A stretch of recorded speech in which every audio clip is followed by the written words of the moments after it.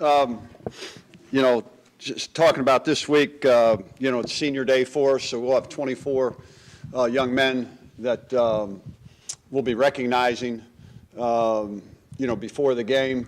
There's a couple that, you know, we're going to recognize that might not be listed or weren't listed as seniors on the there, but they completed their eligibility and they're moving on. Jason Thompson is one.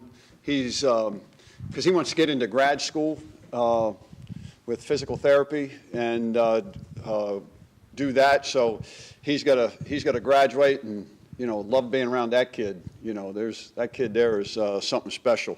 You know, he really gives you everything he has. Brad Westmark is another young man. Dan Oak, and then Anthony Watkins.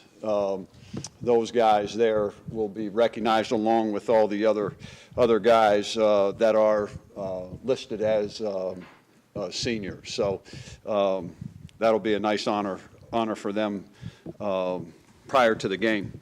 You know, we got another difficult challenge this week. It doesn't get any easier. South Florida, you know, very talented football team, experienced football team, and you know, one that's got to come in here and does a good job of running the ball offensively. He's done a good job in terms of throwing the ball. And again, you know, up until last week, they had that string of, what it was, over 30 games, I think, where they've scored 30 or more points. So again, that's going to create a tremendous challenge for us. Defensively, they're really aggressive, really get after you, you know, play man coverage. So again, we're going to have our work cut out for us, and hopefully, you know, we'll have a good week of practice and get ourselves, you know, ready to go and ready to play, you know, another conference team. There are a couple of changes there, as you notice, to the depth chart. Tyreek Beals will start over Keon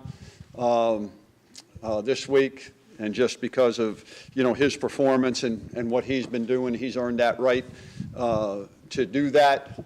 Also, Trey Bell, you know, will start for Jamar Summers. Jamar had a meeting. You know, the one thing is you know that your things are going the way that you want them to go.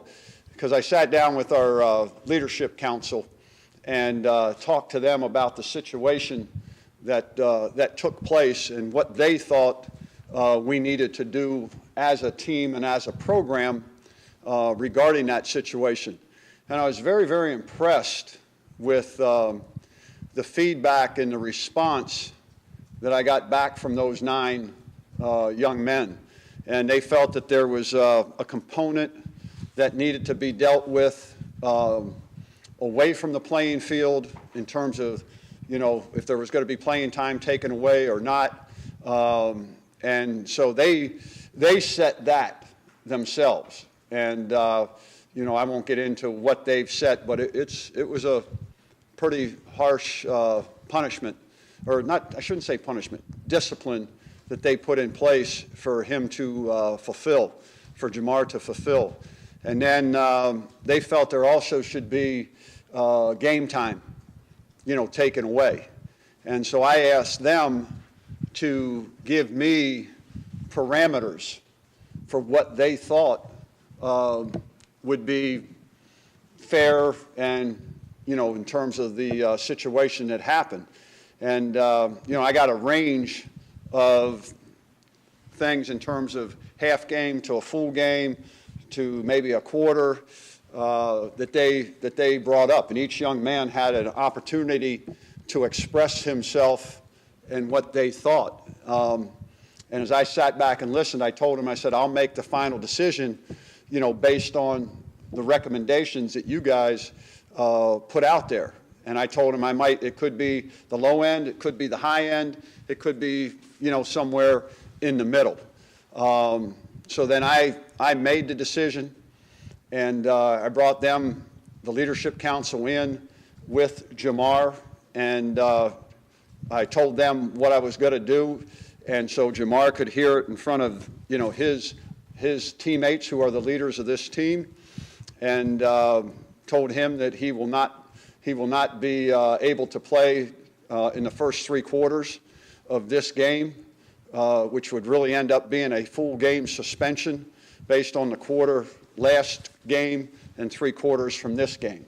So Trey Bell will start, and if Trey's playing well and doing what he needs to do, I'm not going to make any substitution there.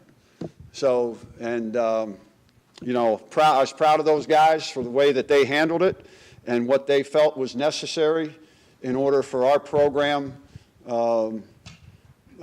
moving forward in terms of what they want to establish from a culture, and then also what I want to establish from a culture standpoint. So, you know, that's that situation, and so we just you know, we'll move forward and go from there. So, if there's any questions. You mentioned man-to-man on defense a little bit. Does that give you some more people maybe to bring at Flowers this week? Or? Well, no, I was talking about them playing man-to-man. You know, I'm not going to say what we're going to do, right. You know, this week, but you know, Flowers is he's very good. He's a very good player. He's a guy that can escape. And again, you got to make sure you're disciplined in your rush lanes, and even so, he can take off and run with it. And then we just got to have guys that have really good vision, you know. So as far as a schematic standpoint, I don't know what we're going to do. You watched film on them when you were going to play them the first time, and now again. How does their offense look different now that they have more time with their staff? They're doing the same things that they were doing before.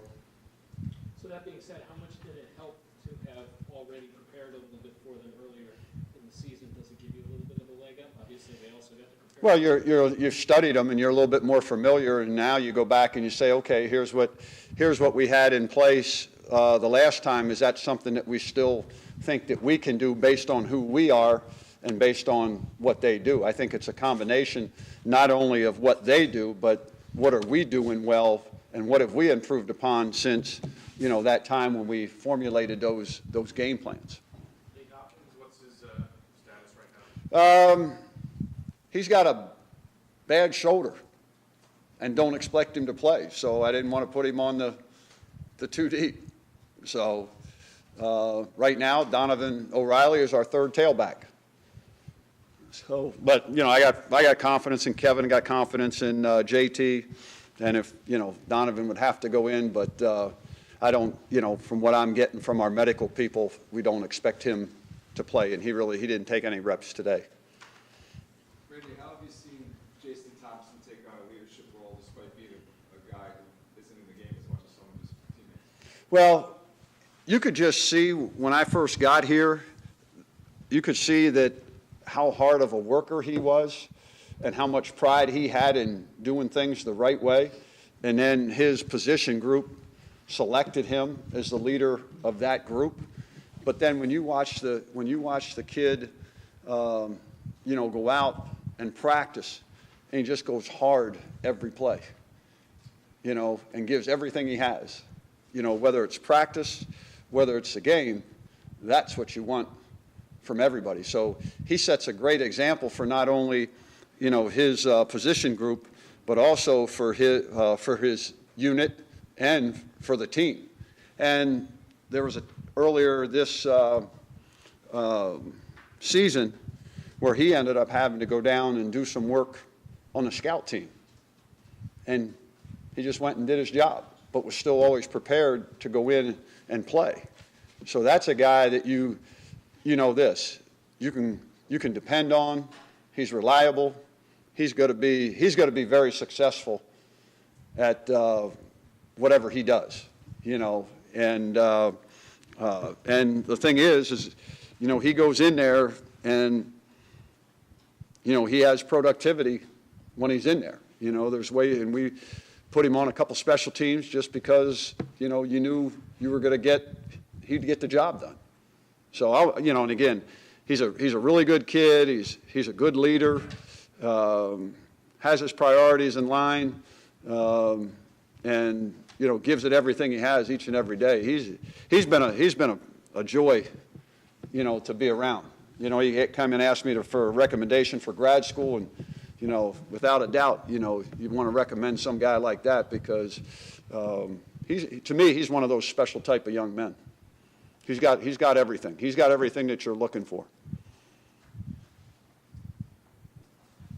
Randy, you said you weren't going to show the guys video from the other day. Did you ever? Yeah, we did. After I watched the tape, and I looked at it, I said,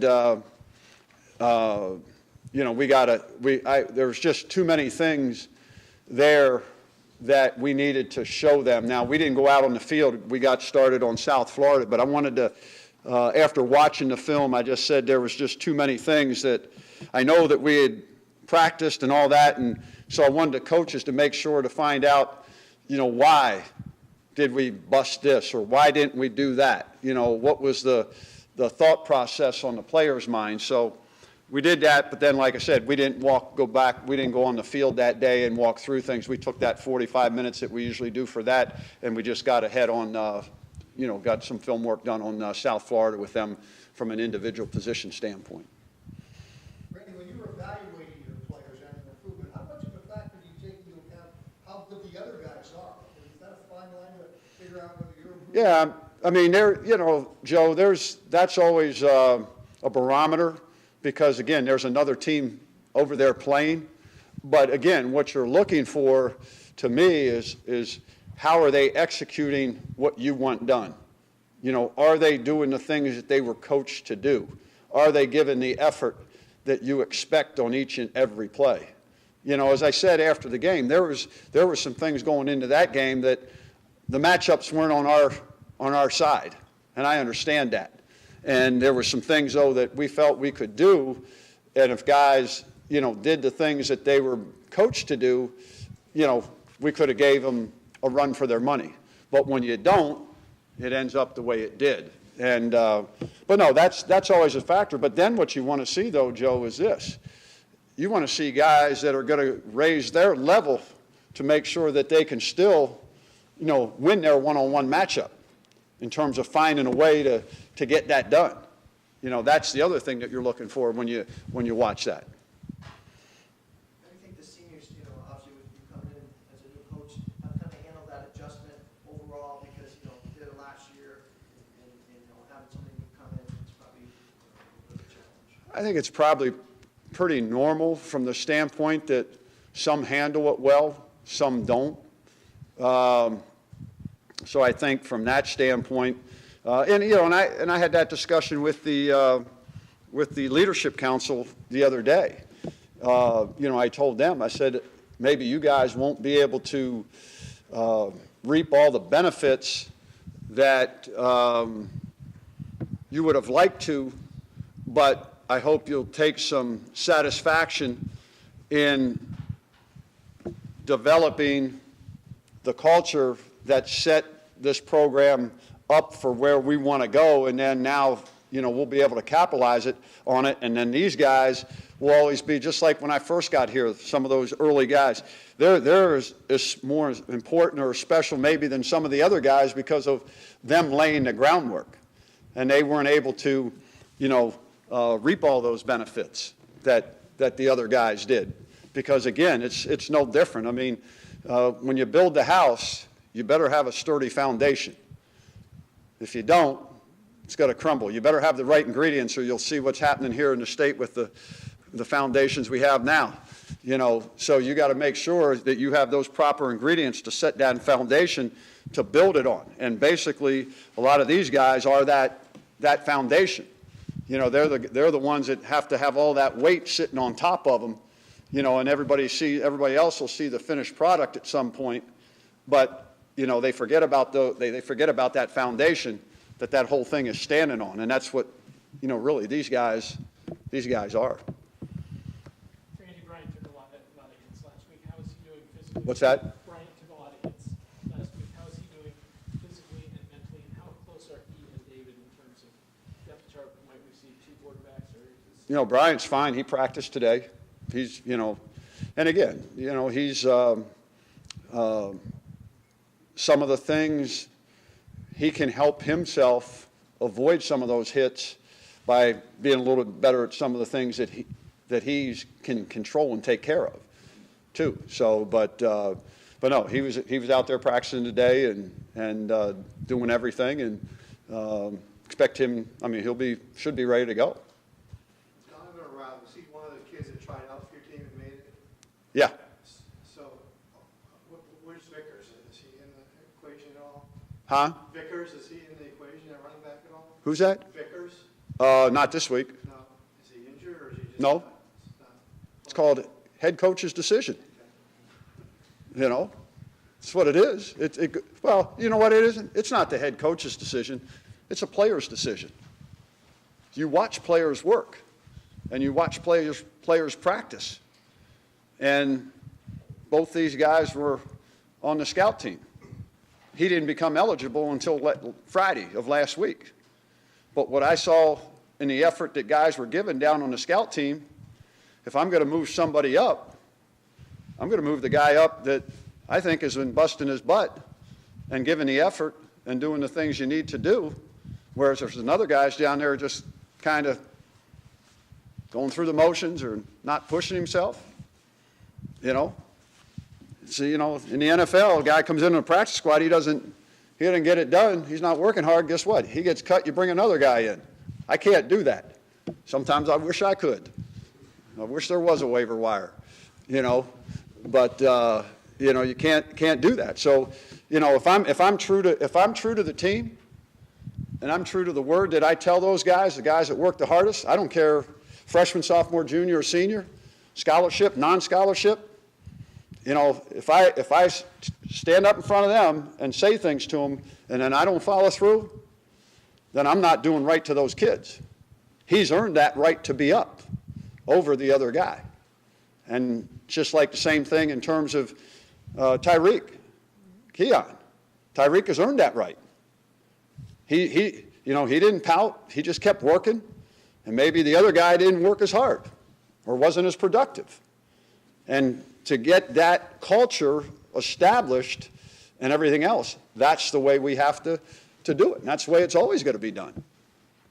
Play the guys that give the effort and play the guys that deserve and show that they want to be out there and give everything that they're going to give each and every day. Because that's the only way you get better. You know? It's the only way you get better. As far as putting in your culture and building a culture, what are the factors that contribute to how long that takes? Like what are things? That depends on players. But you know what? I think the one thing is I was extremely encouraged because of the meeting that I meet with the senior leadership every Sunday after practice. This week it took a little bit longer, and I was impressed because you know what? After sitting and talking to those guys and listening to them, there is no doubt in my mind. You know, and again, now some people might not see that as progress, but when you get those guys coming up and enforcing that discipline amongst their own teammate, because I've been in some situations where they don't want to do that. They don't want to take that stand.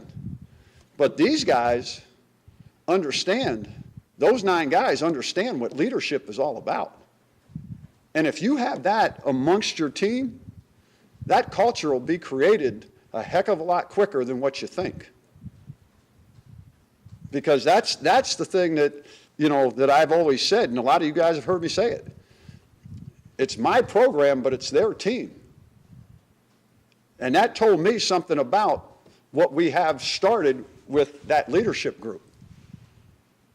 And that, to me, will continue because what they've done, they've sent the message to whoever else is going to end up being on that leadership committee in the years to come, that these are the things that you have to do to make sure that you're doing the things to help the team win and to make sure that they're doing that. Because, you know, those guys individually, those guys were embarrassed. Our program was embarrassed. This university was embarrassed through that act. And that's something that you can't have if you're going to be successful.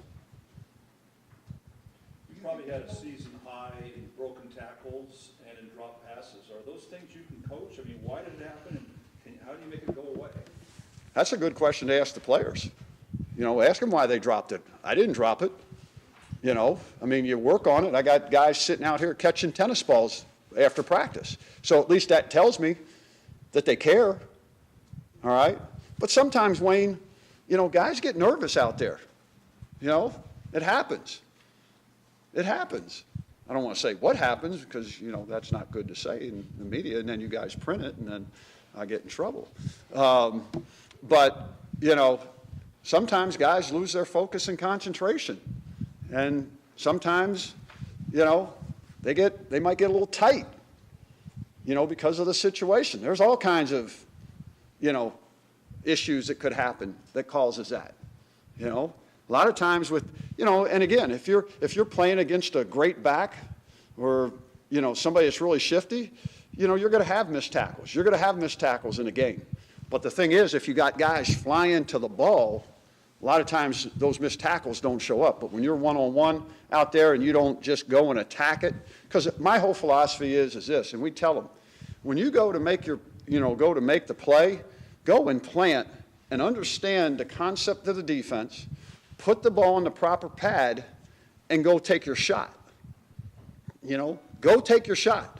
If you put it on the proper pad and you're aggressive, I'm not going to get mad at them because they're doing it, because I'm expecting their teammate to be coming inside out or outside in, depending on the angles to the ball. So at least if that guy takes a shot, he misses, that guy should have to redirect, do something, slow down, so the next guy in can make that, And I thought, a couple of the guys were a little bit hesitant. They didn't do that. They went and they broke and they kind of waited, and then they went, and that created too much separation, and then it was a better athlete making a play on somebody. It's probably as best I can say it in the simplest terms. And how do you work on it? You just go and practice. We work on tackling drills, every day. We throw and catch every day.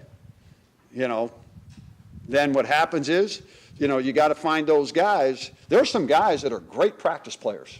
Great practice players. Put them in the game, not so good, because sometimes for guys, they have this mental block, and sometimes maybe the game is a little bit too big for them or a little bit too fast. And until that slows down or until they get comfortable, sometimes you have some of those mistakes that happen. But as long as you're going full speed and you're being aggressive, I'll live with it.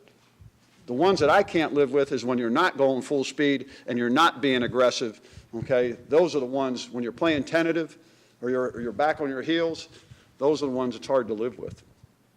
Randy, because of the way the schedule falls, this is awful early for a final home game for the seniors. Have you seen a difference in the sense of urgency or the emotions as pertains to being a senior day and as a usual senior day, or just because they have so many more games to play, and how is that going to impact what happens on Saturday? Not really. I told them today. I told the guys today in our team meeting, I said, you got everything in front of you. Goals that you want to accomplish, they're still there for you. What are we going to do? What are we going to do? And hopefully, they'll respond and they'll, want to do everything they can. Today we practiced. I saw good effort and good enthusiasm and good energy out there. Okay? Now we got to keep doing it during the week, and then we got to carry it over, and again, the other thing is, too, there's going to be another team coming in here to play that has some really, really good players. And we're going to have to elevate our game to give ourselves an opportunity to win. And that's the challenge of sport. That's the challenge of sport. And that's where, it's right in here. It's in here, and it's between here.